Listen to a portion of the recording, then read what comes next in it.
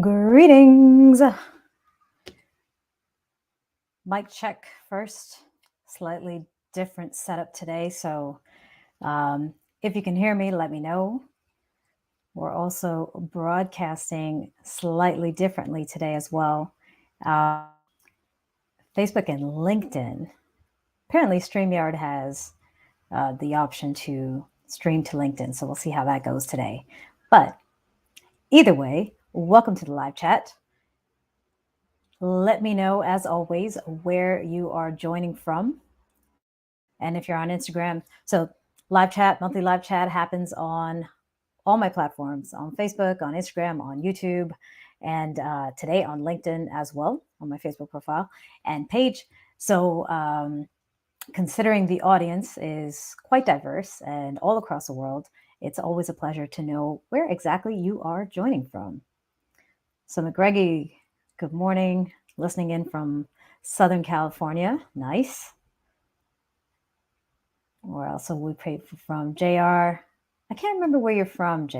I know I see you join in every time, but my memory as I'm getting older is just constantly forgetting little details. Vonnie from Philly. Plamena from Munich. Awesome.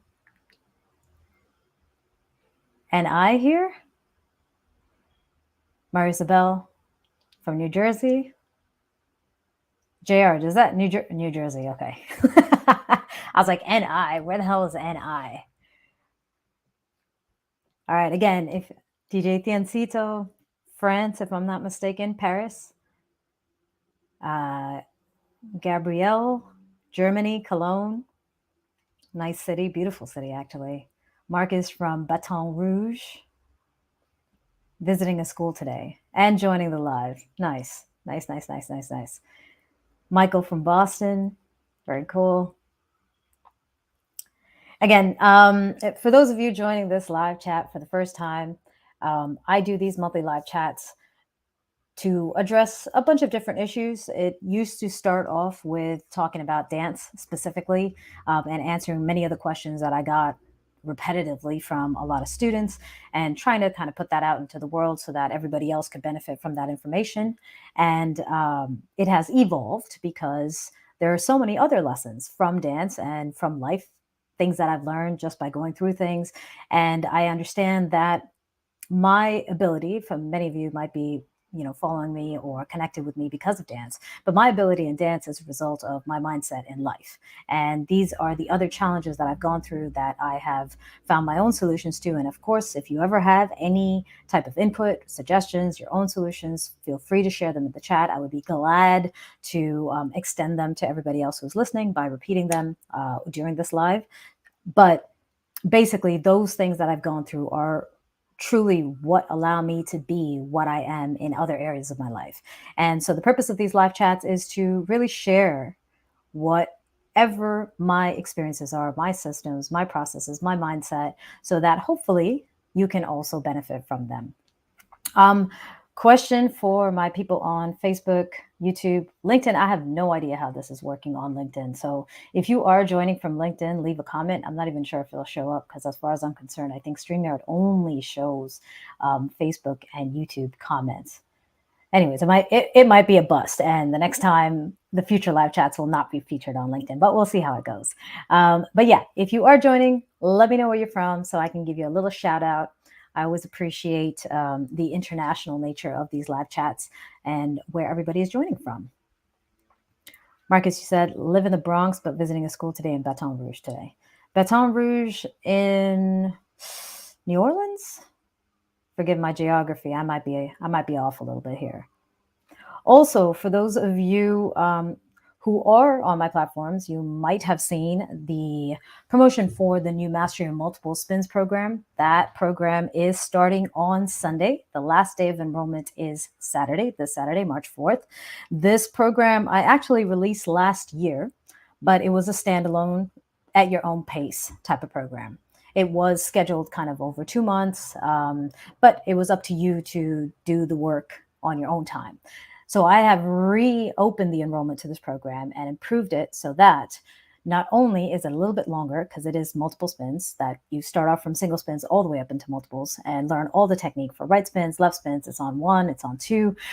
Even if you are a lead or a follow, there's lots of tips and techniques and fundamentals that you will understand there that will apply to your dancing beyond just spins and multiples.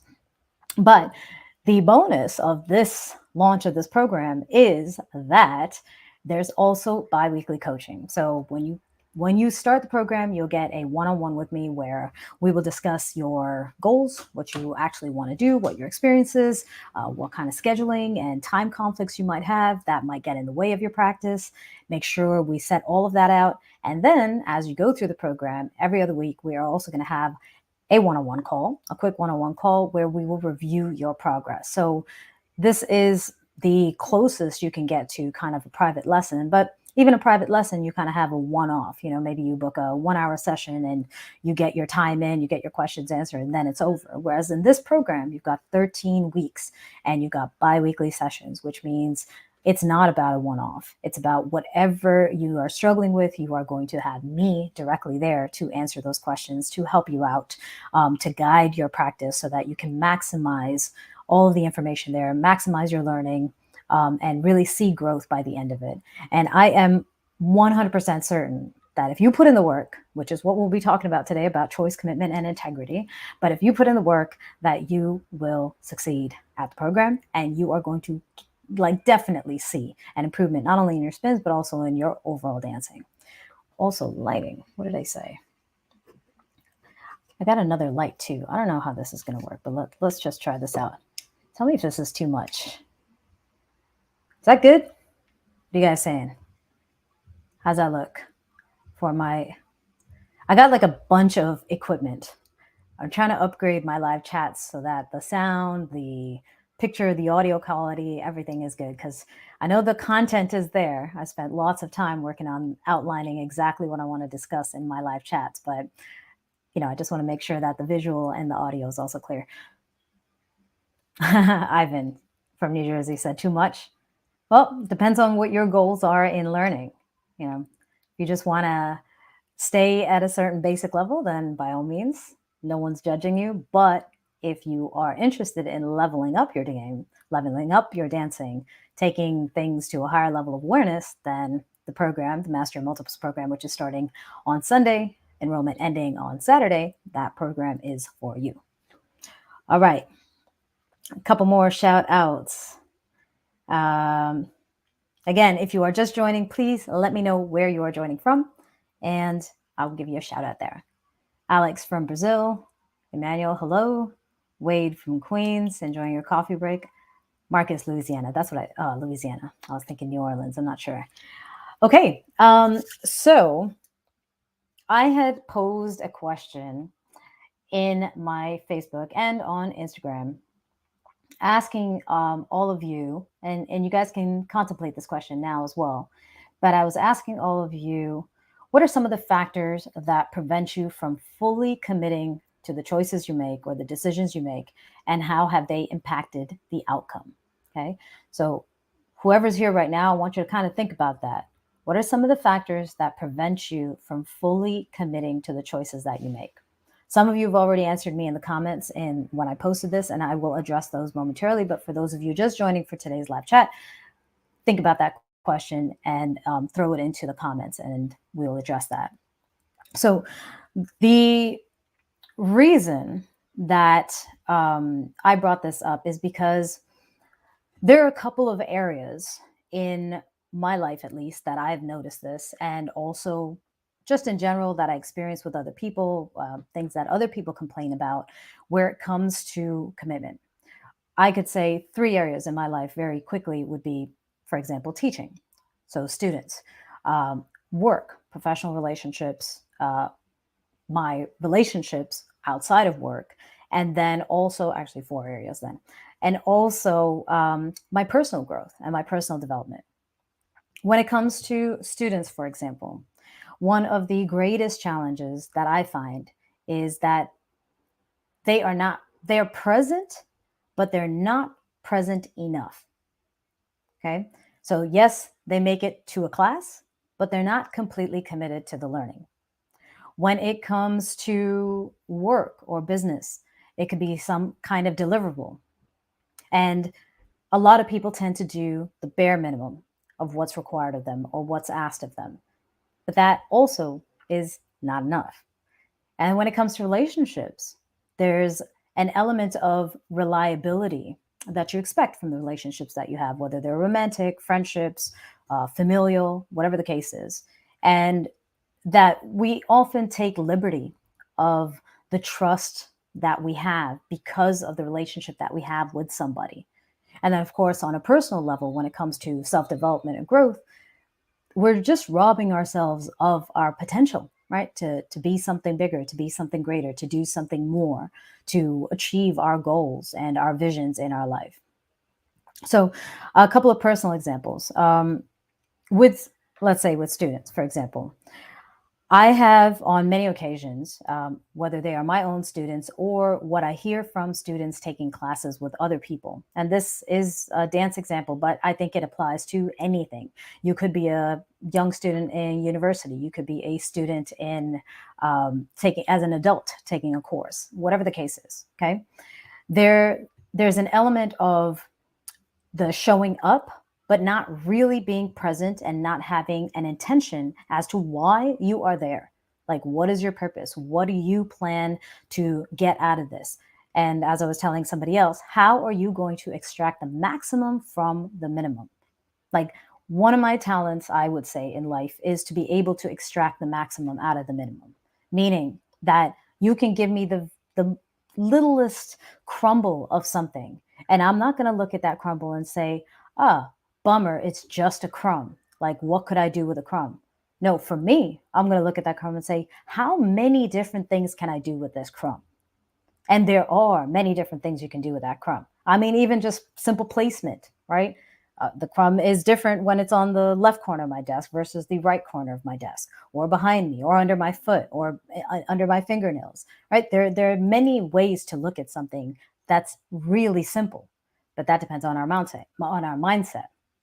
So with students, what I found is there's a presence and there's a feeling that it's enough. Like, if I show up to class, then I am doing my work. Yes, I am putting in the effort to learn. No, you're not, actually. You're just there. And being just there is not enough to grow as an individual. I have mentoring and coaching relationships.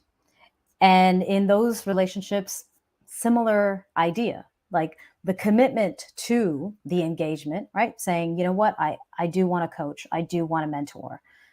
Okay, great. That's the first step. And now you're showing up. And now there's some tasks that you have to do. There are some self reflection elements, activities. There are notes that you have to take. There's homework, you know, there is reflection that you need to do in your own life for somebody to be able to guide you. And that work is sometimes not done. Or in worst cases, there's a no show. You know, sometimes it's like, oh, yeah, this came up, that came up, you know, I couldn't make it or whatever. So there's that element of almost not respecting, obviously, my time, but definitely not respecting your own time or your own money or your own investment. Then there's another example in my life in Toastmasters. So I've been a member of this club, Washington Park Toastmasters, which is based out of Newark, but we're currently online. So if you are interested in that, you can look us up, Washington Park Toastmasters, Washington Park Toastmasters at gmail.com. You can always send a message and get more information on the club. But I've now become president of that club. Now, I didn't know what exactly that would entail. I was never a president of anything. I've been working for myself, not had a boss, and not really had many employees other than like freelancers and contractors. So this was a new experience to me. And I was thinking, because we have a lot of seasoned officers, that everybody else would kind of already know what to do. And I realized that that there was this volunteer element of it, because yes, it's not paid, right? But there's a volunteer element of it where, again, it's like, well, what is the bare minimum that I need to do to keep this club alive, to keep this club succeeding, to keep this club moving? And that's what I'm going to do, because I have other priorities like work that pay. So why would I put in all of this extra effort for something that's just volunteering? You know, that's just an extracurricular for me. right? And then for the members of the club, and apparently this is not new for clubs around the world in Toastmasters, but also other clubs where there's an element of participation. There's again the attendance, or sometimes not even the attendance. But if there's attendance, it's just showing up. And again, it's not putting in the work to actually get through the projects, to actually complete your speeches, to take on roles that are going to improve your ability to become a better leader, all of these things. And then finally, with friendships and relationships that I have. Most of our relationships with the people in our life, we have engagements, commitments that we make. We're going to meet up with them or do something, or we ask for something. And then there's the failure to follow through on those things. Shit happens, right? Shit happens in everybody's life. I mean, I could list out, pages long list of the shit that has happened in mine that has impeded my ability to commit and to follow through and to deliver, right? Things happen.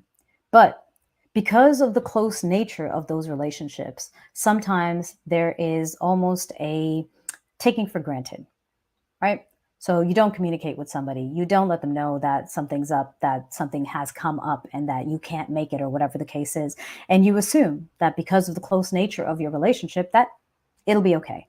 And no one's going to be bothered by it. And of course they would understand, right? So these are some of the issues that at least I've encountered in terms of why I have an issue with this kind of choice and commitment that people make. And like I said, I've been there on my own side. Some of the comments that people shared, I'll share those with you really quickly.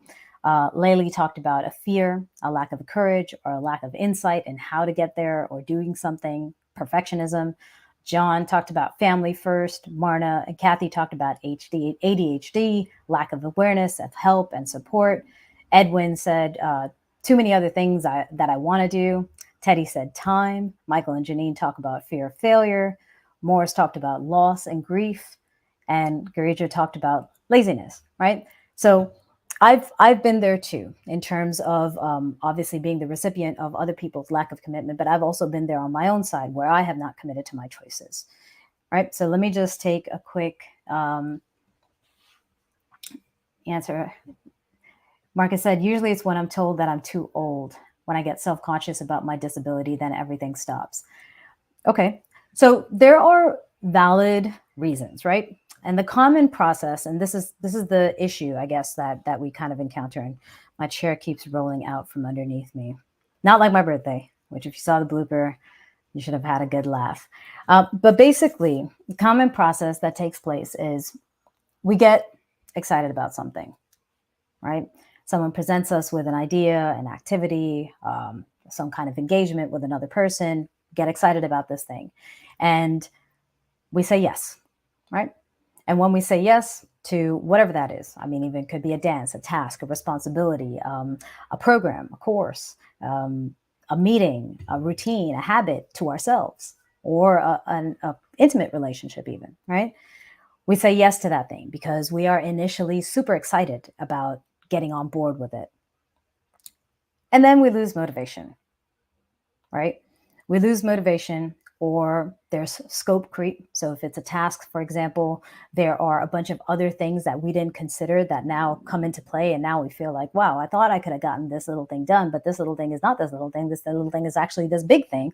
And I cannot get this big thing done, right? So there's that scope creep and that fear of like failing at that task, or that perfectionism that comes into play where I'm like, I don't know if I can get this right, so I'm not even going to do it, right? Our own insecurities, such as a fear of failure, our own insecurities where we think that we're not good enough, our self-esteem that could come into there, and those self-defeating thoughts.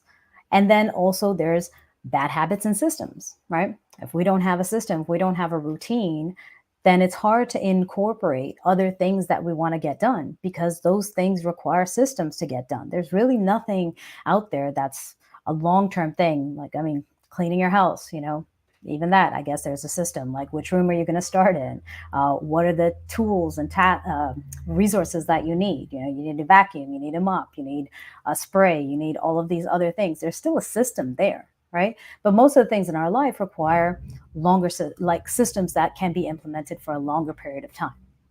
And if we don't have those, then it becomes really difficult to accomplish those things that we want to do, but it also becomes extremely difficult to add anything else to that list.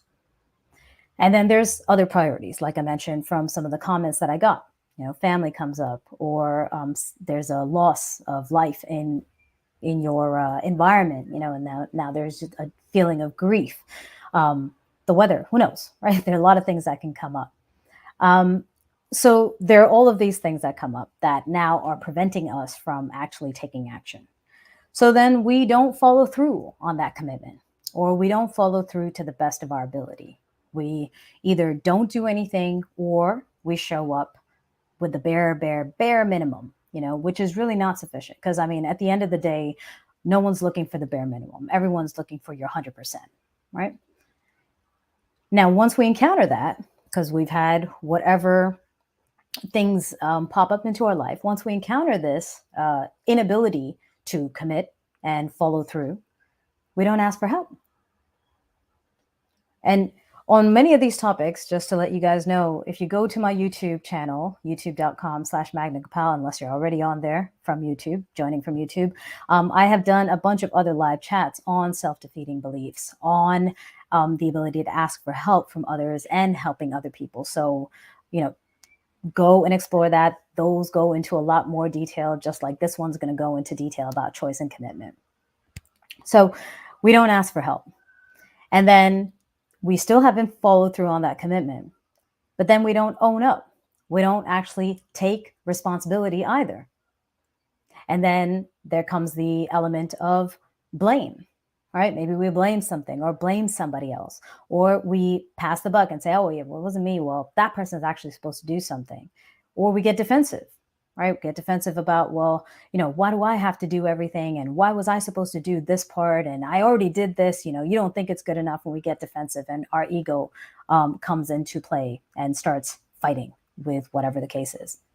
Then from there, whatever relationship that is, going back to taking them for granted, we take for granted the relationship that we have with somebody. We diminish its importance if it's something that we're not really committed to, or we diminish the value of trust and reliability in that relationship because it's important, right? So let's say, for example, you said you were going to show up to a dance social, right? You said you're going to show up to a dance social, and you said this to a friend. And this friend happens to be not a super close friend of yours, and you don't show up, and you forgot to communicate. To you, you might diminish that whole event and say, well, not that much, not that close of a friend, not that deep of a relationship, so it doesn't really matter. Or it could be a really close friend, right? And you were supposed to meet them, or you're supposed to help them with something, and then you didn't follow through with that. And now, because they're a really close friend, whatever your reason is, you think that, well, because of the closeness, the close nature of our friendship, they should forgive me, right? They should understand that this came up or that came up. All right. And I'm not going to go into that yet about their understanding, the levels of understanding. But so we take that for granted, right? And then we forget about the dependencies and expectations of the other party. There's always another party involved, and that other party could even be your goal, right? Like a goal or a product or something that you're creating as well. All right. But it could, most of the time, it's another person, whatever their relationship is to you. So there are dependencies and expectations of that person. We take those for granted too. And then from there, after taking those things for granted, we don't communicate, right? We go through this whole process of getting excited, saying yes, something else comes up, not following through, not asking for help, not owning up and taking responsibility, putting the blame on somebody else, taking the relationship for granted. We don't communicate with the actual person. And we don't communicate, period, or we communicate poorly. right? There's another live chat on communicating, effective communication, tips for effective communication. You guys can check that out. But we tend to not communicate. And then after that communication, we still don't really ask for help, right? So this is the problem with choice and commitment and integrity. We make a lot of choices because life is exciting. There are a lot of opportunities. There are a lot of things that we could get involved in, that we can put our fingers into, that we could try, right? And almost everything that we're doing in our lives is a choice. The job that you have, most likely you chose it. There are others, maybe they're not that great as the one that you currently have, but you chose this, right? If you're going to school, you chose to study what you're studying. You chose the school that you're going to, right? If you're taking dance classes or something, you chose the location and the instructor and the way that you're learning. If you went out to an event, you chose to be there, right? If you are interacting with someone, you are choosing this interaction. There are ways to get out of those interactions. There's another live chat on relationships and communication as well. You know, if you want about rejection and how to communicate effectively with other people and set your boundaries. But basically, we're making a lot of choices in our life, but we're not committing to those choices. We're looking at the choices at different levels, and we are approaching the choices at different levels of integrity and commitment, right? We're saying a choice with a random person is not as important as the choice that I make with my family. Valid, I guess. But it's not really about the consistency. It's not really about the difference in relationship as much as it is the way you put yourself out there and how you hold yourself accountable to the things that you say yes to. That's really where integrity comes in, right? If I say yes, does my yes mean something or not, right? And if it means something, it should mean something across the board. It doesn't matter who the hell I'm speaking with or what I am committing to or what I say I'm going to do, whether it is a fun activity or whether it's a boring chore. Point is, when I say yes, that's the commitment. And the integrity is in the consistency of being able to follow through on your yeses. All right. So just because you all know already, I can just go through the entire thing. But I do want to acknowledge some of the people that joined. Salzman said showing up is usually the hardest part. Nikos from Greece. Oh, Salsa de Panayotis. McGregor. Toastmasters for my president of Toastmasters for my club. Again, if you are joining, show me don't show me where you're from. I don't know how the hell you would do that anyways, but leave a message in the chat and let me know where you are joining from. Hi, Laurent from France. Michelle from Puerto Rico. Cool. All right. And then there's always the random chat messages that are very bizarre. So considering this, now, what are the consequences of when we don't actually make those commitments or follow through on our commitments? Well, loss of trust, respect, reputation, effort, time, money, investment, resources, energy, and a future, right? So one of the ways I would like you to think about the yeses that you make, right? These choices that you make is once you say yes, you are kind of added to an assembly line. Marcus, you said everything is lost? Everything is lost, right? Sorry. Consequences, loss of. Yeah, sorry. The delay in the comments, right? But yeah, basically, when you say yes, you are added to an assembly line. Okay, that's an analogy I came up with today. And I think it makes a lot of sense once we put that into perspective. So an assembly line, there's a starting point and then there's an end product, right? Whatever that is. It could be an actual physical product, or it could be an assembly line of putting some kind of content out there, right? Whatever that is. there's something at the end of that line. And if you know how an assembly line works, there are many, many moving parts. And each person, each machine, everything has its dedicated responsibility and dedicated task. That is your yes, right? There, if you say yes, basically you are in that assembly line coming in and saying, this is my job and I'm going to do this.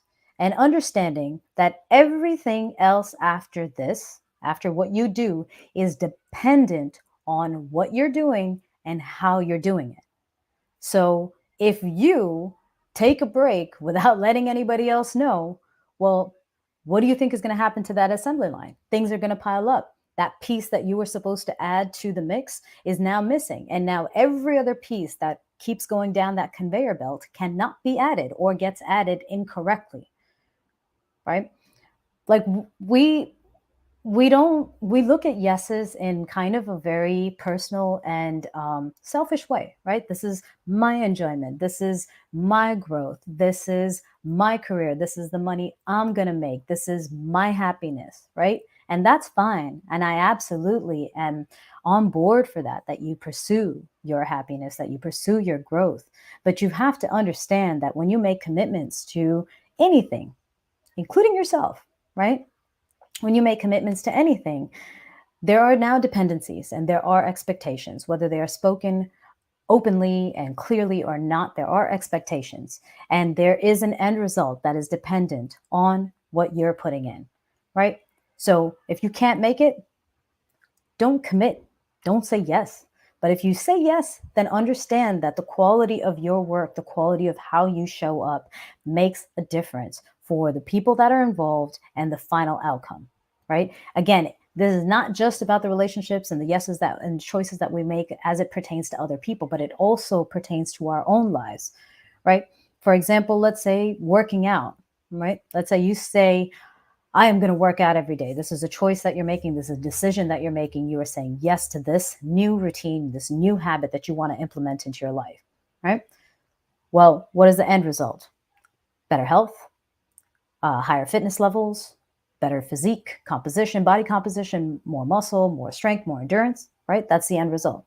Now, let's say you stop working out one day of the week, or you start skipping days, or your workouts are mediocre, right? You show up to the gym, but you're really just texting on the phone the whole time. You're not actually working out. How is that going to impact the end result? How's that going to impact the next day even, right? What's your energy going to be like? Right? What if you're exercising poorly with poor technique and poor form? Tomorrow you're injured. The next day you're injured. You're injured for the next week. Now what happens to your end result, the goal that you're looking for, right? So somebody else is sometimes, somebody else is usually on the receiving end of that yes, but it could also be ourselves, right? And that's one way when you kind of look at your yeses and your commitments, think about that assembly line. Yeah, it kind of feels weird to be like a cog in the wheel. But if you can look at it like that, you understand how important those cogs are too. Every step of the process, the quality of every step of the process is important for the outcome. Even relationships, right? Let's say you say yes to being with someone. Let's say you say yes to dancing with somebody. Short, 5-minute relationship or long-term romantic relationship, right? If What is the purpose at the end, right? There's an end result, something of happiness that you build together, adventures that you go on together, or in a dance, satisfaction that you have by sharing something, or a creative outcome, or that hug and that smile at the end of a dance. Right now, if you show up, you say yes to it, but you show up in half-assed way, what is the outcome? Well, a lot of resentment, a lot of upset, a lot of disappointment, possible fights. If it's the long-term relationship, possible fights and conflict. Maybe things get said that can't be taken back. And now there's a lot of long-term pain as a result of that. Or in a dance, for example, you've now, impacted somebody else in 5 minutes and kind of ruined their night by being miserable or being a jerk, or again, not even knowing your own technique and hurting somebody physically, right? There's always an outcome, and your yeses are integral. And how you commit to those yeses are integral to a positive outcome, to something that's actually constructive, positive, and hopefully achievable as a result, right? Just saying, Man from Earth says, minimizing our yeses is the way to enhance our integrity in things people we say yes to. Hello from Switzerland. Hi, Jamshid. Erica from Austin. What up? Again, if you are joining, say hello, where you are from, so I can give you a little shout out. We are today on different platforms, LinkedIn, Facebook, YouTube, and Instagram. Those are my standard, Facebook, YouTube, and Instagram. But today I was trying out LinkedIn with StreamYard, so I'm not entirely sure how it is transmitting or streaming on LinkedIn. I never actually did a LinkedIn Live before. So if you happen to be on LinkedIn and you have a comment, please throw it into the chat. If I'll see it, I'll see it. And if not, just shoot me a direct message on LinkedIn. Okay, so continuing on. Solutions. All right, so let's move on to, of course, I always come to these live chats with an issue, right? Something that I have either dealt with myself, where I've been kind of responsible on the guilty side. And almost everything I bring to these live chats, I want to tell you, I think I've said this in previous ones, but it's worth repeating. I am not perfect, okay? Whatever I bring, if you're like, oh, she's so wise, or that's such a great point, or she's such a good person, look, I have had my moments and my shares of moments where I have been way less than perfect. You know, I have not conducted myself in a way that would be consistent with a person who has integrity, who was respectful, who was kind. You know, there are many moments in my life that I did not do that. However, I've learned from those things, right? And I have experienced it on the other side. So the shoe being on the other foot type of thing, and seen how much I dislike it, and then started to reflect on my own life and say, well, Magna, you know, you've done something similar. Are you going to change, or are you going to have double standards in your life, one for yourself and one for everybody else? And so I made changes in my life, right? And these are some of the ways that I have improved who I am as a person, and as a result, what I bring to everything that I am involved in. Every relationship, every engagement, every activity, every product, everything, literally everything, right? This is why I show up the way I show up. So completely do not look at me and put me on a pedestal. Understand that I am exactly at the same level as you. We're just different paths of a journey of self-improvement and growth, but I am certain that you can get there too, okay? So speaking of self-awareness and, this just died, sorry, folks, 1 second. Lots of things on battery. Everything sounds like it would have a lot more life, but it does not, unfortunately. Yep, no life. Cool. Goddamn technology. All right, so self-awareness, right, is one of the things. So in solutions, there are a couple of steps I have here that I want to talk about, and this is basically the last little bit of it. First step is self-awareness. I don't think that we have enough self-awareness. We do not reflect enough on our own lives. We kind of just coast, right? If there's something that we're struggling with that we absolutely have to understand and master, let's say for work, or let's say in a relationship, then we do the bare minimum and we get to that solution. We say, okay, cool, you know, got that, fixed that. I don't really need to do anything more than that, right?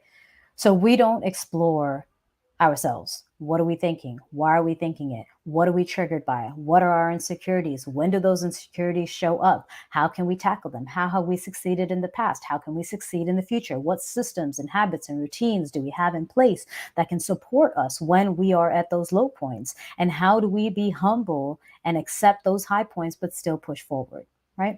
We don't know that. Most of us, right? I can't even say that I know that completely. I'm still in the process of discovery, and every day is a moment that I get to learn something new about myself, right?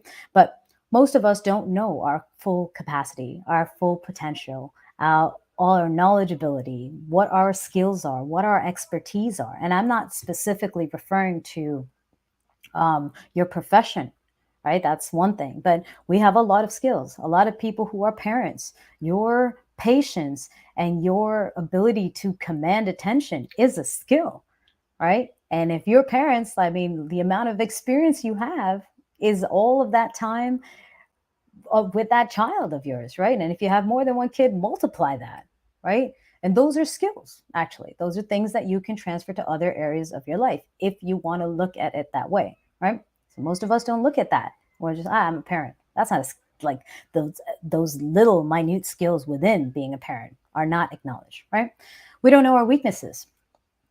We often don't know, again, like I said, those triggers, right? And our insecurities. We tend to, for the most part, relish on the gooder the better things, the better things, right? And when we encounter a weakness or frustration, we might push through, but we're not really acknowledging it in a way that we can create permanent solutions to it, right?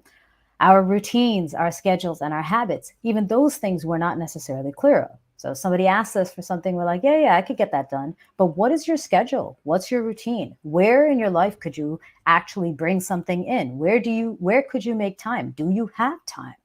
Right? If you had to cut something out, which one of those things would you cut out? And how would that, in that assembly line, affect the outcome of that product or that relationship? Right? Our own priorities, right? Everything becomes a priority in our life. When the moment that something shows up, even our phones are freaking notorious for that, right? You might be doing some work, and if you don't have that discipline, your phone goes ba-ding, and you're like, boom. Why? Right? Why are you quickly shifting your focus when there's something more important that you're already doing? Right? You think that this is a priority, that this notification on your phone, but is it? Right? So we're not even clear of our priorities. Our boundaries. Many of us haven't set some clear boundaries. And I'll tell you, in my life, that lack of boundaries has really damaged many of the relationships in my life. Many of them have been repaired, but as a result of like seriously difficult and uncomfortable conversations, just because I could not set a boundary in my life because I did not know what my boundaries were. I did not know what was acceptable, what wasn't. And then our resources, right? Everything that we say yes to requires something: time, effort, energy, money, training, a multitude of things, right? There requires something, however. And so if we're not aware of our resources, we don't necessarily know whether we can actually bring that to the table. Do we have the resources to do something? So self-awareness is key. If you don't have self-awareness, and this applies to anything in life, right? There's not that much that you're going to be able to contribute at a high level of quality. You might be able to show up, but you're not going to be doing your 100%, your best, or what could be expected of you, right? Then there's relational awareness, right? And this relates to the person that might be asking.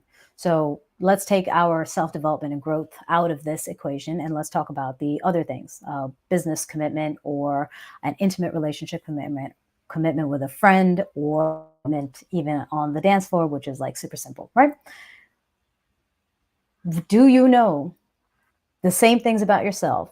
Are you aware of those things in the other person, right? What are their values? What are their boundaries? What are their limits? What's their investment? What are they going to be putting in? What are their expectations, right? If you're engaging in something with another person, and doesn't matter how much you know, if you don't know what the other person knows, it becomes difficult to connect, right? Dance is really beautiful for this, because dance, you're constantly exploring what the other person knows, but you still need to figure that out.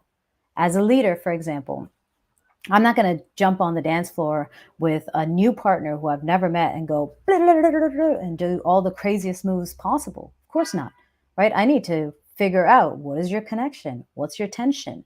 What is your resistance? What's your frame like? What is your basic like? What's your timing like? And then based on that information, I might do a little bit more, but I'm not going to assume anything. I'm going to try and figure that out, right? So when it comes to any type of engagement, this is before we say our yes, right? There's a level of awareness that you need to have about yourself. There's a level of awareness that you need to have about the other person involved. One of the best ways to do this is taking initiative and getting the clarity, right? In what you want, what you expect, but also what you can do, what you can deliver, right? One of the ways to do that, ask a lot of questions. Okay. If it is a course or a program like this Mastery in Multiples program that's coming up, feel free to ask questions, right? Don't just say yes because, oh, Magna's teaching a course. I want to be on board with that. Ask questions so that you know what you're getting, right? If it's not clear on the sales page, for example, ask questions. And then ask yourself, can I actually commit to this?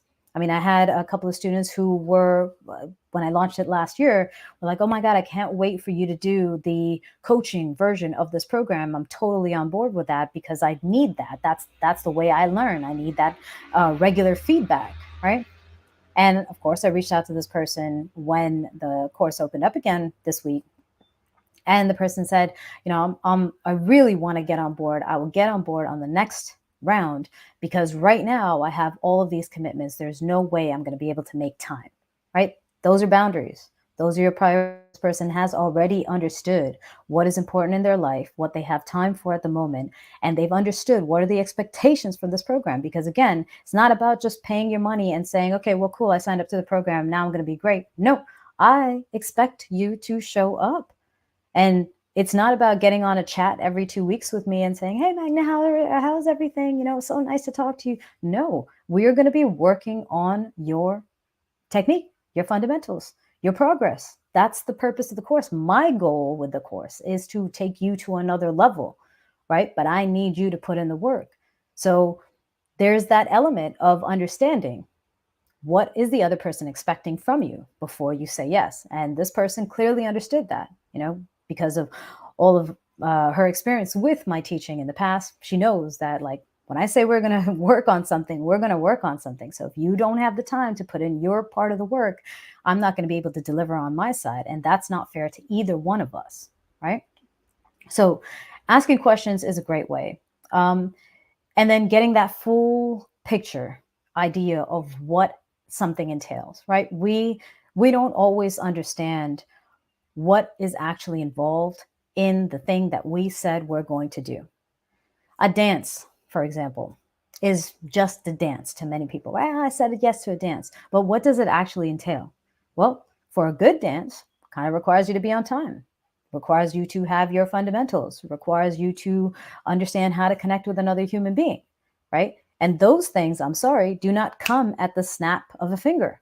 Those things require time to train. So if you were thinking for yourself, like, oh yeah, I would love to dance with somebody, I'm going to go out to a club and do that. So you show up at a club and you say, yes, cool. Well, you're not that good because why? You haven't put in the work yet, right? You thought you could just show up and do something. That's most likely not the case, right? Unless you have other resources and skills that you can transfer over. But even still, it requires a little bit of extra effort. And it's not just that one thing that you think you're doing. I'll give you the example of this live chat, right? This live chat, I go on live for maybe an hour, sometimes a little bit more. And to me, initially, when I was planning out these monthly live chats, I said, this is easy. There's lots of these topics that I want to talk about, and I'm just going to hit button, go live, and then talk about them, and I'm done. Well, each live chat takes me over 10 hours of preparation plus 3 to 4 hours post live to cut up the material, to look for more content, to answer people's questions later, to review the feedback forms that people have completed, answer them there as well, right? There's a lot of work. That's not what I thought going in. Now, I'm not regretting the decision. Obviously, this, by the way, is our 2 years of live chat. This is number 24. This is officially 2 years monthly live chats. Not regretting the decision, but I did not understand it completely, right? So if somebody else was, for example, to say, hey, Magna, I was thinking like maybe you and I could do another live chat, a monthly live chat. I don't have the time. Not because I don't have time for that 1 hour, but I don't have another 20 hours to dedicate because now I see that this live chat for an hour actually takes about 20, right? Even designing a flyer, right? Or editing a video. I actually had this with one of my closest people talking about editing a video. So we're like, hey, we got this idea. Let's do it like this. We're gonna edit this and then add this thing at the end of this video, this image, and then that text, et cetera, right? Relatively easy. We've both edited videos multiple times, but we didn't realize that we needed other resources, other assets. Like we needed an actual image that was clear and not the full edited image, but we needed sections of that image. We needed to know the font that was being used. We didn't even know that, right? So there are so many other elements that make something really simple complicated. But if you ask the right questions, it becomes significantly easier to understand the scope of whatever it is that you're doing, right? Starts with your self-awareness, and then adding to that relational awareness, understanding the people that you're engaging with and what they might be expecting, what their values, priorities, boundaries, all of those things are, and then taking that extra initiative to ask some questions and clarify like what exactly is required in this moment, right? Just going to respond to a couple of questions or comments rather here. Marcus said, unexpected things happen. I'm going to get to that part too, Marcus. Don't worry. It's in there. And then he said, I have difficulty setting boundaries. Yep. Magna, can you share, remember something you had to say no to because of a lack of personal resources? You mentioned something you perceive as a loss as time goes by. Personal resources and having to say no specifically to something. Well, I mean, I could tell you not a personal resources, like actual tangible resource, but energy and time. I mean, in the past, when I was traveling a lot, like, I mean, every single weekend was somewhere new and I wasn't even home for like 3 months at a time. I had to say no to intimate, like personal romantic relationships. Like as much as I liked somebody or somebody liked me, and as much as we connected, I did not have the resource of time and energy that I could put into a relationship. So those were things that I had to say no to, and I'm sure I missed some really great opportunities and some amazing people that I could have connected with, but I just didn't have the time. And I knew that to say yes to them would have been robbing them of an opportunity to have a better relationship with someone who could actually be present for them, because I could not. So I don't know if that helps. A couple of comments here. Oh, Honduras. Cool. Smoke them out and then ask them the questions. Oh, it's such a challenge with the scrolling on thing. White Plains in the house. LSD. Some skills are not monetizable. This is true, but many are still profitable, I mean, it depends. Like you could think about skills being monetizable and actually generating income, but there are other ways that you can profit from a skill, and that could be from the growth in a relationship, right? So I go back to that. I mean, I'm not a parent, but I go back to that because I understand that parents have so many skills actually, because of how many things that they have to manage and deal with and tackle in a day with just their children, in addition to everything else that they're dealing in life. And so patience, discipline, routines, all of those things. Yeah, maybe they can't monetize it. They could write a book, right? But even if they can't monetize it, they can use those skills to other relationships to make those relationships grow. So there's still a way to use your skills that you can benefit from them, Herb said, I made that mistake many times.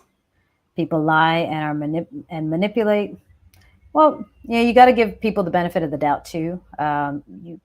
Assuming the worst of people brings out the worst in people too. And assuming the worst makes you unnecessarily extra guarded, and it blocks not just the bad from getting in, but it also blocks the good, because that guardedness, like people don't want to fight to get through the door to have a coffee with you, right? So if you're like, everybody's bad and everybody lies and everybody's manipulative, well, if you feel that way, I'm just going to go have coffee with somebody who doesn't already think that I'm a bad person, right? So just be mindful of those perceptions you have and the interpretation of life, those blanket interpretations of life based on momentary experiences, right? We have experiences with certain people. Maybe it's even like 9 out of 10 people, but that does not mean everybody lies and manipulates you. Smoke them out and then ask them questions. El Salvador in the house. Very cool.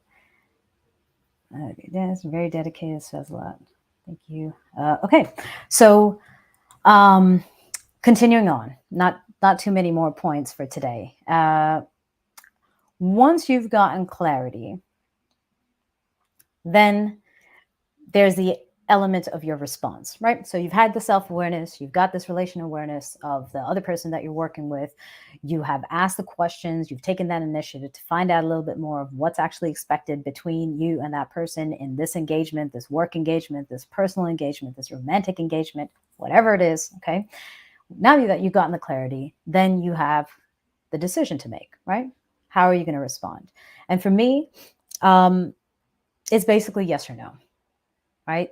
It's yes, no, and then but. There's that added element, right? So yes, because you know 100% that you can deliver, you know it, go for it, right? Say yes to that, then commit.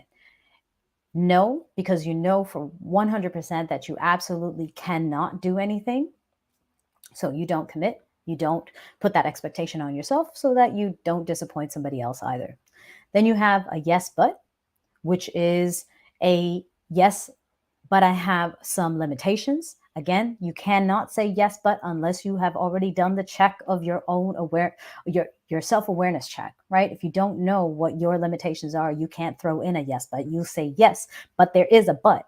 And now you're going to have some difficulties going forward and getting that thing accomplished because you did not identify the buts in advance, right? So yes, but I have this, I have that priority, I have these other issues, whatever it may be. It could be the ADHD, that the comment from another person on Facebook, right? Or I have my kids, and my kids have this particular requirement, so I will not be able to show up at this time. I can show up on other times, right? So there's that yes, but, which says, yes, I can. Yes, I would like to. However, I do have these other commitments or these other issues in my life that might affect the outcome. So you're putting it on the table so the other person knows. Now the other person has a chance to contemplate it too. Or you have no, but, right? No, I don't want to do this, but I do want to help you. So I could offer this as a possible solution or a possible suggestion, so you're not committing yourself to the entire thing, but you are providing some sort of solution for their question or for their request, right? So those are your answers. Once you've answered, especially if it's a yes but, or a no but, okay? The only question, or sorry, the only answer that kind of takes you out of the equation is a no. If you really don't want to be in a situation, I don't care what that is, if it's personal, if it's romantic, if it's work, if it's anything like that, if you cannot say no, you have a commitment to your graded yes. And when it comes to your commitment, it's all about how you show up, right? So we talked about that before with students. Students go to classes all the time. I see some students in classes like 3 or 4 times a week, and I see others who maybe take one class a week, but those students are better than the ones that are taking classes regularly. Why? Because the person that's going once a week is then going out multiple other nights a week and putting into practice what they learned and seeing how it applies, seeing how they have to adapt it, seeing what they really know from class versus in the real world. And this person who's going to classes is just thinking that showing up to a class is going to be sufficient for getting them to this next level, and it's not, right? So that's how they end up suffering, and that's how they end up changing the way that they grow or the pace at which they grow, right? So how you show up. There's the element of choice again, right? You have to understand that we are choosing something. Most of the things in our life are a choice. We're not being forced to do something. We're not getting a gun put to our head and saying, hey, you better or else, right? It's very rarely that dire. And if it is that dire, sometimes it also requires us to reflect and say, is it really? right? Like, or are we just putting that extra level of constraint on ourselves and saying, yes, it's the end of the world? Most of the things that happen that we say yes and no to are not the end of the world. Okay. So when it comes to the things that we choose to do, we need to be able to look at our obligations in a similar way to the way we look at our hobbies, right? Things that we have fun with. Like when we say, "Ooh, I want to learn, or I want to play this sport," right? And you get dance is perfect. Let me go back to dance, right? I want to learn how to dance. So you put all of this time into going to dance. And then you're also saying, okay, I also have this other task that I would like to do or that I need to do or I should do. But when you get to that, it's boring. It's a chore. Your energy, your motivation, everything is just mediocre because you don't really want to do it, right? So you did choose to do this other thing. Could be work even, right? Let's say it's your job. You chose this job, you applied for this job, you got this job, you have this job, right? So you chose that. Yes, it is something that you need to do. Maybe you would never work in your life if you didn't ever have to, and money was just growing on trees. But this is the one that you chose, right? But when it comes to your hobby, you show up in this way that's like super positive, energetic, curious, present, right? But when it comes to your job, you show up in a zombie state, right? I just got to get through my 9 to 5 and then I'm home. I do the bare minimum and get the hell out of there. So part of that integrity is the consistency of your commitment. And if you can, one way is to reframe the things that you feel you have to do as the things you want to do and understand that you did make that choice to do this thing, right? So, not to view it as an obligation, even if it is an obligation, right? But to look at it more like that hobby, more like that thing that brings you joy and find that connection because you can. There's always a way to do that. Even in the most boring things that we do in our lives, there's something exciting and interesting. Kids are the perfect example for that, right? Like they could sit there and play with a leaf, right? A leaf, a dead leaf for hours, you know, they're so entertained by something to us that looks like nothing, right? Why? Because they're curious, because they find all these ways to like, oh, let me drop it, right? Oh, it floats. Oh, if I push my hand, the wind makes it fly over there. Like, why does that happen, right? We can find that curiosity in ourselves and find that renewed interest in things as well. So um, that is an element of mindset, right? How you want to actually look at the things that you have to do as the things that you want to do, and understanding that you made a choice. And can you be consistent in your commitment across the board with the choices and decisions that you have said yes to? Then, moving on to the unexpected, right? Marcus, you talked about the unexpected, like things happen, right? Um, Maybe you forgot. For example, feedback forms, right? We talk about feedback forms all the time in these live chats. I always get the comment, yes, yes, yes, I'll fill out the feedback form. I even hear people say or send a message saying, yeah, yeah, yeah, it's really important. I totally understand the value of it. I would fill it out, but then they forget.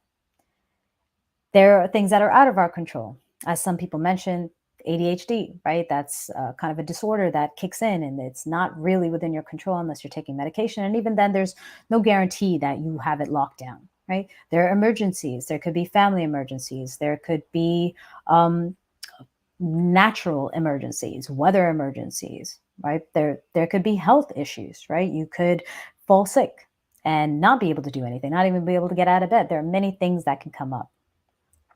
The thing in those elements, right? These are the things that are now going to affect our commitment to the decision that we have said yes to. We said yes, we're going to do something. We said we're going to commit 100%, but boom, all of these other things pop out of the air, and then we're like, oh shit, I can't commit, to what it is I'm doing.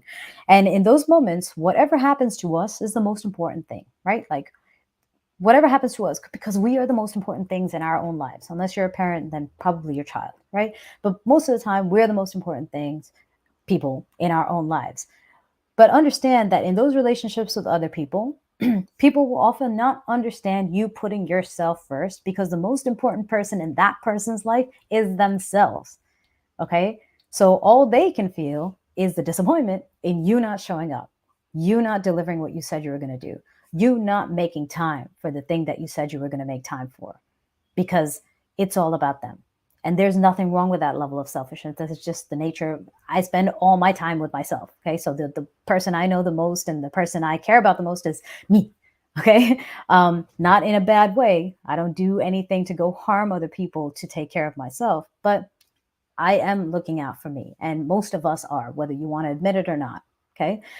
But given that that is the case, there's an element of like, what are you going to do next? Right? So let's say something comes up, as they do. You did make a commitment, right? So you're still in that assembly line. Now, let's say that, for example, your tool breaks, right? And you're in that assembly, you're supposed to be hammering something, the hammer breaks for whatever reason. There's still people expecting something from you. You're still standing in that line. They're still expecting you to deliver, right? You could say, my hammer broke. And that would be a valid excuse. The hammer broke. Everyone would understand you. But most of the time, we stop at that. We stop at the excuse. We stop at the reason for why we couldn't do something. Didn't have time. Got sick. Family emergency. Forgot. Lamest excuse. But it happens. And I forget a lot. The weather, this, that, whatever, right? The multiple excuses. That's where we usually stop. What is your next step?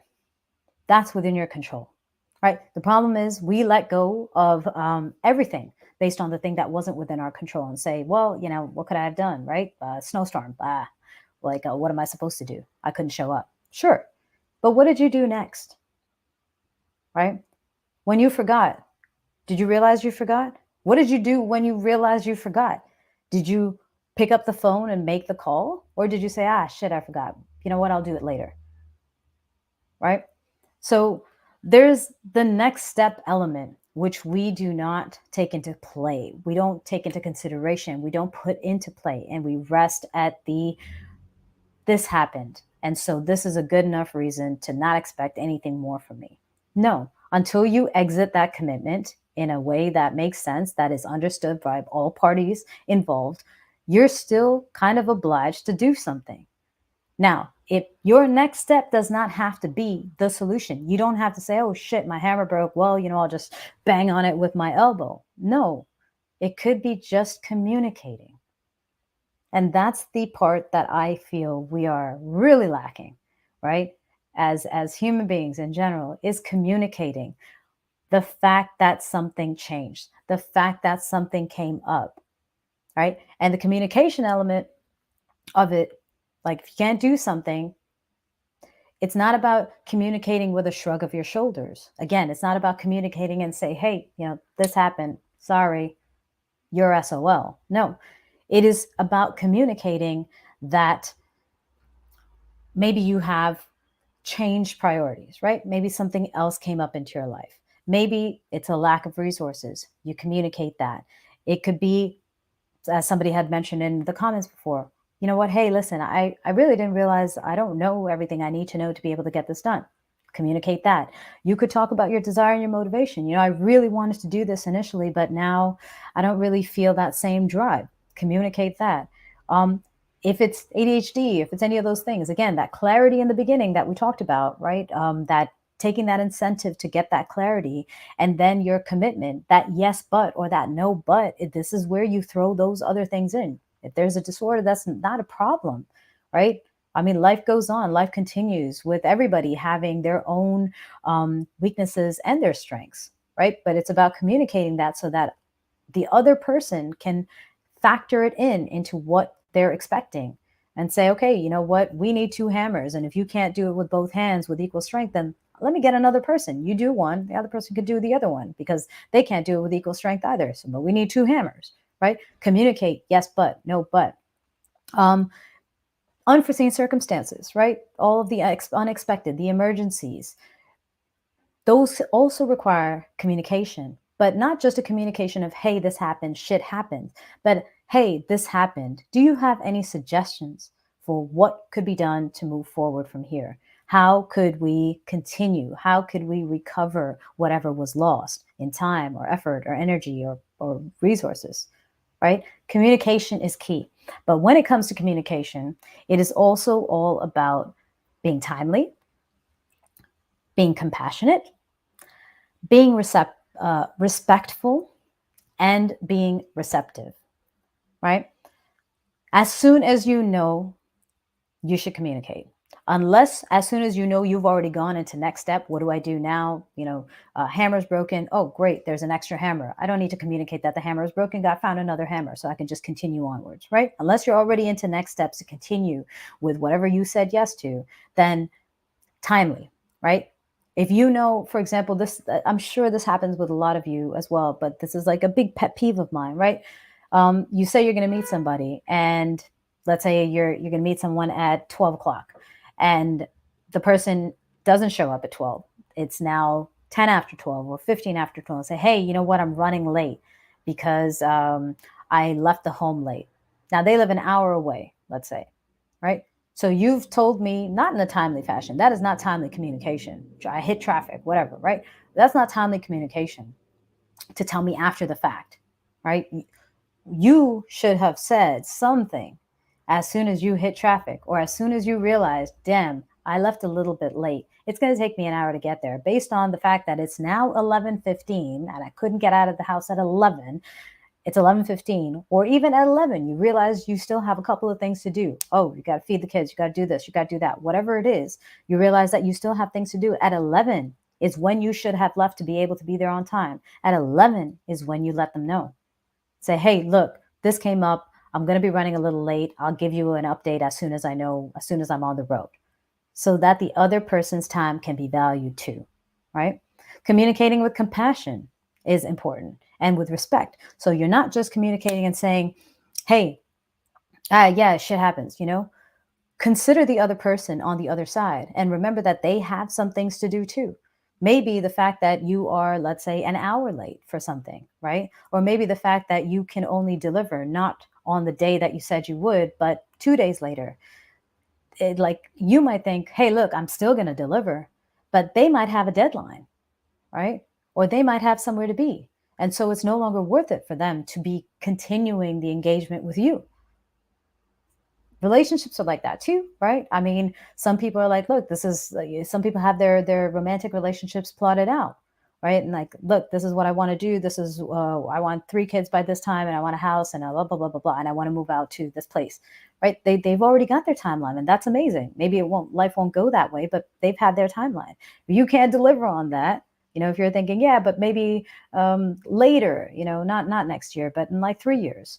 And so why, right? Like, if you don't feel that way, if you don't feel like you're connected on the same level, then let that person know as soon as you know, because it's important to to have that compassion for another person's life, that they have other things that they could be doing than waiting for you, right?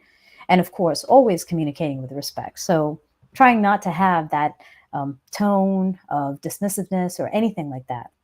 And then the receptivity of it is super important, which is, it boils down to owning up to the fact that you, for whatever reason, were not able to put your 100% to something you said you were going to give 100% to, right? Now, the fact is, you didn't. That's okay, right? Again, life happens, shit happens. But the fact is that you didn't. Whatever the reasons are, the outcome is the same. You did not do 100%. Okay. Now, most of the time when we get into that level of communication with somebody about that thing that we didn't follow through 100%, that person might point that out to us, right? That person might point out the outcome of it. That person might say, hey, because of this, this and this and this happened. Receptivity is really important when it comes to communicating about your choices and your commitments, or your inability to fulfill your commitments.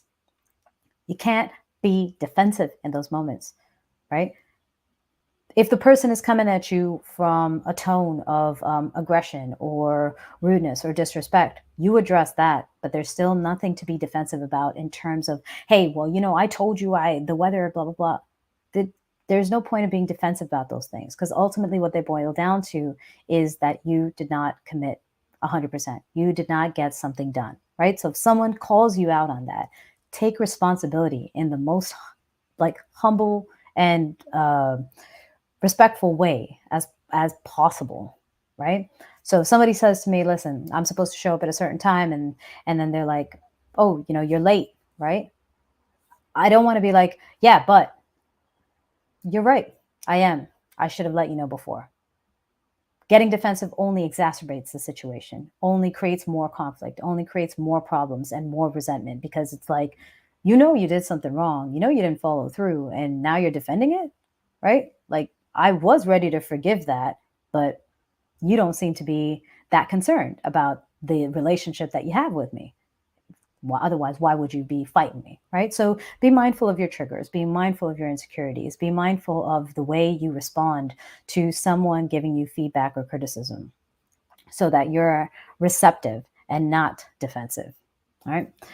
And then finally, on that receptivity part, there is an element of empathy that, if you can include into the commitments that you make, makes it significantly easier to connect with other people, right? Because we all have expectations, right? There's a certain way that we expect, let's say, for example, our, let's say we have an appointment, right, with a doctor, and or even the doctors, actually, the dentists and doctors, those are the best, right? Doctors expect you to be on time. If you're late, you miss your appointment. But oftentimes you get there and the doctor's not showing up, or the dentist is taking on another person, or, ooh, even better, barbershops, right? Like, they expect you to be there, right? They'll get pissed off. And dentists might even charge you a fee for being late or missing your appointment, right? But it's never the other way around. And sometimes there's no compassion to you, like, oh, well, you're late, sorry, you're going to be you're going to lose this money or lose that or whatever.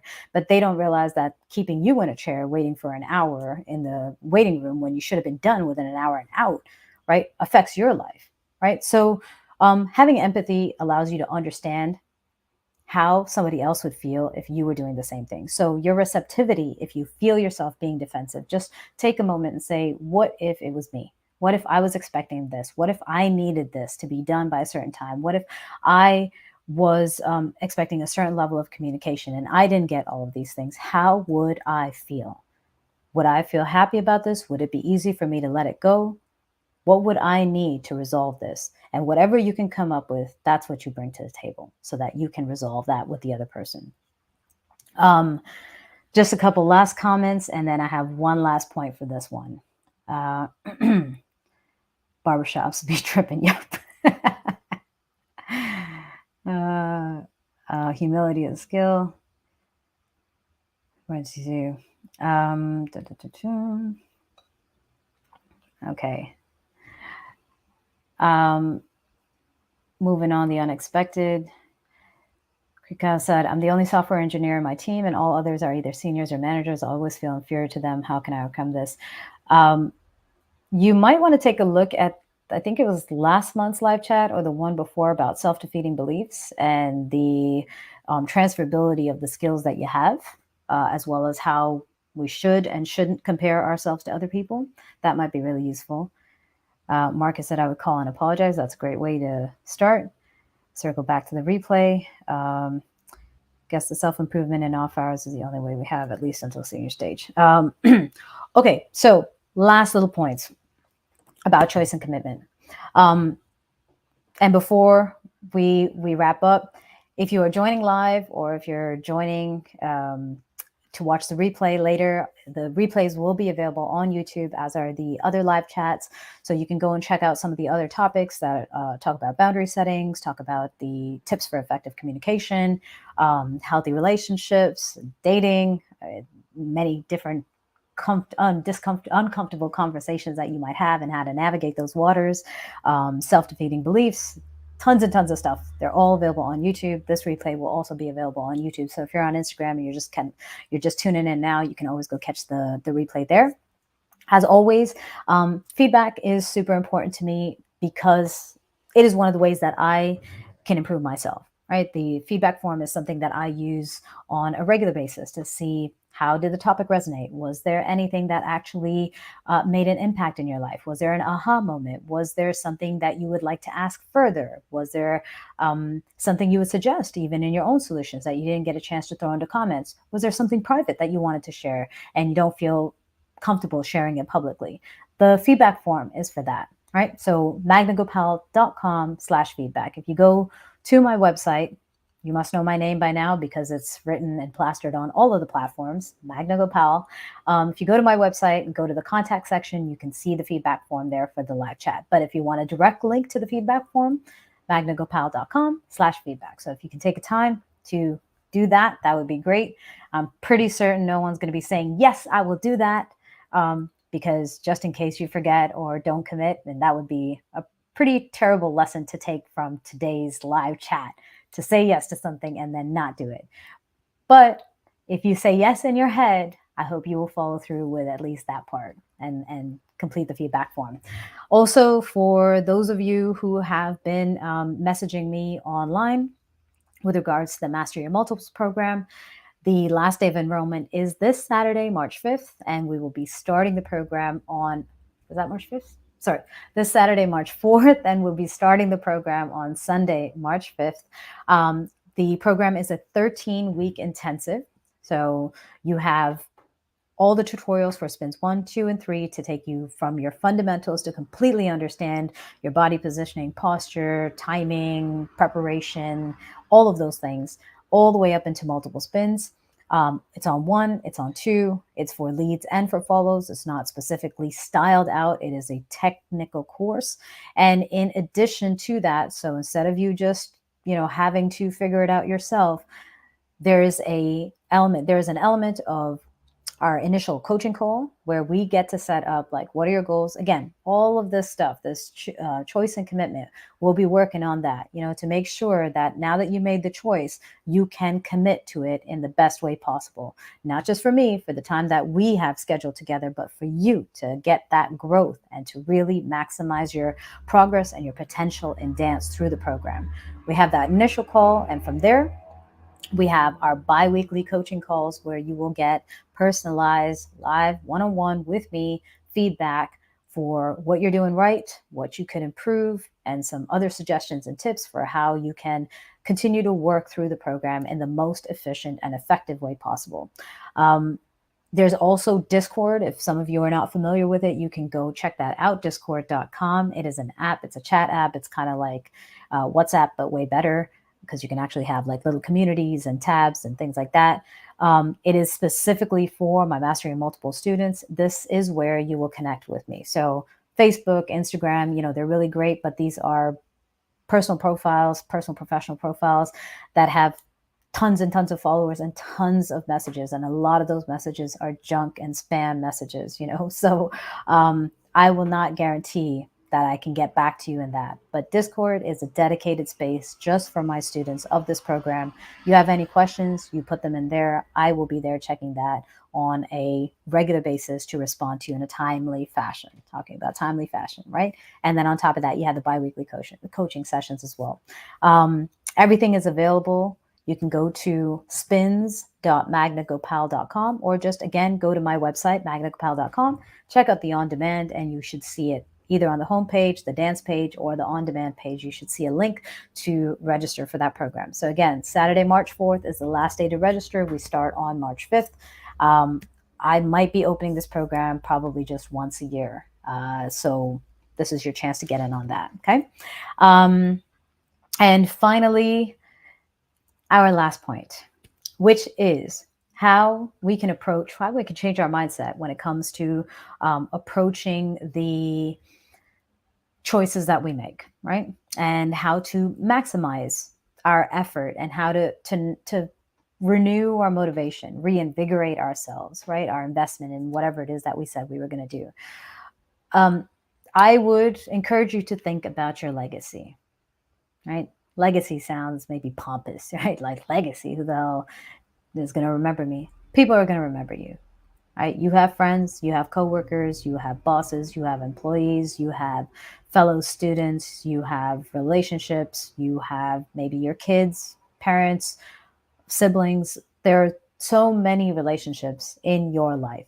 Okay. Your legacy is your impact on those people and how they will remember you, right? Even the stranger. I mean, we see this on social media all the time, right? Where one, crazy customer gets blasted online because they treated an employee really poorly, right? And they're being racist or yelling or screaming or swearing at them or hitting them or something like that. Like those kind of things, being that person now is your legacy, right? I mean, but even if it didn't get broadcasted on social media, it would still be the way that person remembered you, right? They will remember, oh, you know what? I've had really great customers, but I remember this one person that came in. Don't remember her name, but she was a total jerk, right? She did this, this, this. She's such a horrible person. Like that's the echo of you in this world, right? Maybe your name's not attached to it, but that's the echo of who you are in the world. So thinking about that, again, not saying that you being unable to commit to your yeses is going to have this negative echo world, but when you think about the way you conduct yourself as um, contributing to that positive echo in the world, it allows you to look at things that you do in a different way, right? It allows you to really set your boundaries because you understand the importance of being consistent in your life, not just to the people that are really important to you, but consistent across the board. Right. So if I say I'm going to do something, I put my 100% into it. If I can't do it for whatever reason, I communicate that. If I know that in advance, I communicate that in advance. And if that person still wants to do something with me, then I do my best to the level that I said I could. If for whatever reason something comes up in my life and I cannot execute it and I cannot commit and I can't fulfill this expectation, then I will communicate that as soon as I know, and I will communicate it in the most respectful way. And I will be receptive to the input and the feedback that I get that can contribute to my personal growth and the growth of that relationship, right? If if that's who you are consistently across the board, that's going to be your legacy, right? That's how people will remember you. So when you think about your decisions, like what do you want to be known for? How do you want to be remembered? Um, what do you want people to say about you? That you're reliable, that you're trustworthy, that you always put quality into everything that you did, that you're respectful, that you're kind, that you're communicative, that you're responsive, or that, you know what, really fun to be around, but I wouldn't trust her for anything. Or really great to have a drink with, but super disorganized, you know? Or great at dancing, but just terrible at everything else, right? Like think about how you want to be remembered in your life and then put that effort into having the consistency of your commitment to your yeses across the board. Again, it's not that difficult, and a lot of people are a lot more forgiving than you would think. And the more consistent you are in your ability to stick to a certain set of standards and values and commit to whatever you say and be respectful, the more consistent you are across the board, the easier forgiveness comes because people don't look at that as your habit, your routine, your consistent behavior is not negative. This was a blip, right? And someone would say, oh my God, of course, you always show up at your 100%. So that you didn't this time, it's okay. I understand, right? Whereas if you're constantly volatile in the way you show up and people can't actually place an expectation, say, I don't know, depends on her mood. Maybe she's going to show up and be awesome today, or maybe she's going to show up and be a jerk, right? I don't know. If they have that opinion of you, then when you show up and you're a jerk, you're going to have a real difficult time getting forgiveness. It's going to be just you know, come to take. So why would I give you for something I know intentionally because you're not making any changes in your life, in your communication, in your habits to change that behavior, right? So consistency, integrity across the board. Be mindful of your yeses, what you say yes to. Understand, clarify what does the commitment entail? What does it require of you? What is expected from the other person? There's no reason to be defensive about someone expecting something from you when they've already said that. If you can't deliver, if you don't deliver, that is just a fact. It's not about reminiscing about that. It's not about being defensive about that. It's not about pointing fingers and blaming other people. It's about saying, this is a fact. Now what? What are the steps I'm going to take to remedy this situation? What am I going to do to make this work? Right? And then also standards, right? Last point, standards. Like whatever your standards are, try to be consistent with that.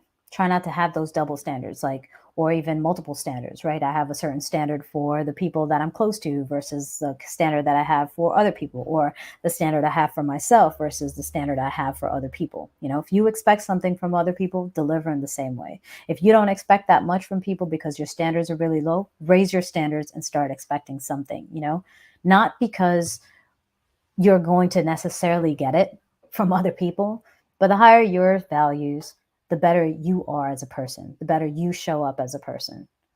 So don't look at it as a comparison to other people and how many people might lie, manipulate, let you down. That happens, and you're not going to be able to avoid that in life. But if you can hold yourself to a higher code of ethics and value and live your life in that way, you sleep with a clear conscience, and you leave a good legacy. So think about that when you are making your choices, making your decisions, saying yes to something. Understand there's a no available to you. And if there isn't, question whether that's a healthy place to be in the first place, and find fun. Find the fun in growth and learning. There's something that you can learn, that you can develop in every single situation. I don't care how mundane that task is. Think about that end result. What does I don't want to clean, right? I'm supposed to clean. I don't want to clean. But what does a clean home do for you? Smells good, feels fresh, everything is organized, feels peaceful. Think about that end result. If that immediate task or immediate activity makes you cringe, I really don't want to do it. Think about the end result. There's something there. And remember, your yes, whatever degree that is, or your no, but everything except the no, okay, puts you on that assembly line. There is something expected at the end. Yes, expectations lead to disappointment, but I'm sorry, expectations have to exist, right? As long as they're communicated and clear, can't hide from them, can't run from them, then your disappointment is a choice, if you can't communicate. So once you say that yes, you're on an assembly line to an end result, an end product, an end relationship. Something is waiting for your input, and only you can bring that to the table. So own that. It's powerful. A couple of last questions or comments. Man, it's so hard to get through the Instagram comments.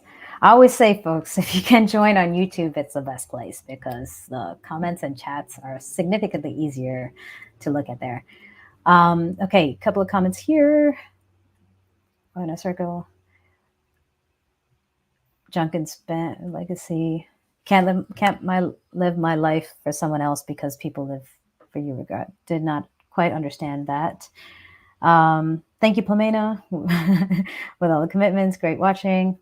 And again, please don't forget to complete the feedback form, magnagopal.com/feedback.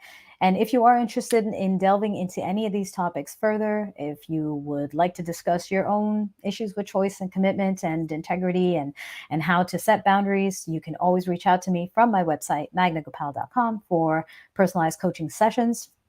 We can communicate via email. Obviously, chat would not be the best place to do that. And don't forget to check out the Master Your Multiples program that is starting this Sunday. Enrollment ends on March 4th. Thank you again for sticking around. Today was a it was a long session. As always, I have a bunch of little notes that I think are little notes, and then I sit there and I outline, and then I keep on writing more and more and more, and then before you know it, there's so much to talk about. And I thought that I would breeze through today's topic in like 30 minutes, and here we are at 90. So if you stuck around, fantastic. If you weren't able to stick around, the replay is available. If you are watching this replay, eventually it will be timestamped as well. So for those of you here right now, the replay will eventually, again, one of those post live chat tasks, right, is to go through the replay and say, okay, what was actually discussed in each of these timestamps. So you should be able to navigate the replay significantly faster than going through the live itself. But I mean, yeah, choice, commitment, integrity. Please try to live a life of integrity. It's not that difficult, okay? It's not. It's really up to you to be clear of your boundaries, be self-aware, be aware of your environment, the people around you, make choices that align with your values and communicate whatever is in the way. Just be honest and open. People are much more open to hearing you say, I can't do something for X reason. What could I do better? What could I do instead? Than you not showing up or you putting a half-assed effort and then them having to deal with the outcome of a poor product or poor relationship, right? I would rather fix things immediately than sit on something that's just rotting, right? That's your choice also. You have multiple choices after you say a single yes. You have multiple choices. Try and have integrity and commit to everything that you're doing and communicate whenever you can't. Okay. Thank you again, session. glad you were able to stick around, and glad that you found it resonated with the current life situation. I hope that some of the things that we discussed today will actually help there. And thank you everybody here on Facebook and on YouTube and on LinkedIn. No idea how the hell LinkedIn happened or played out today, but I guess I will go and look at those comments on LinkedIn later. Have a fantastic day. Have a great rest of your Wednesday and a rest of your week. And don't forget to check out the Master Your Multiple Spins program, spins.magnagopal.com, or just go to my website. Feedback form is there, spins program information there, contact section for coaching, private coaching, group coaching as well. You can contact me from there and find out all of the information that you need. Okay. See you all very, very soon. Actually, next monthly live chat. Bye, everybody. Bye, Instagram.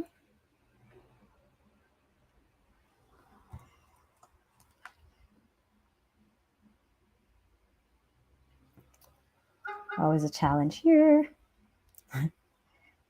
to end the video. There we go. Yes. Bye, folks.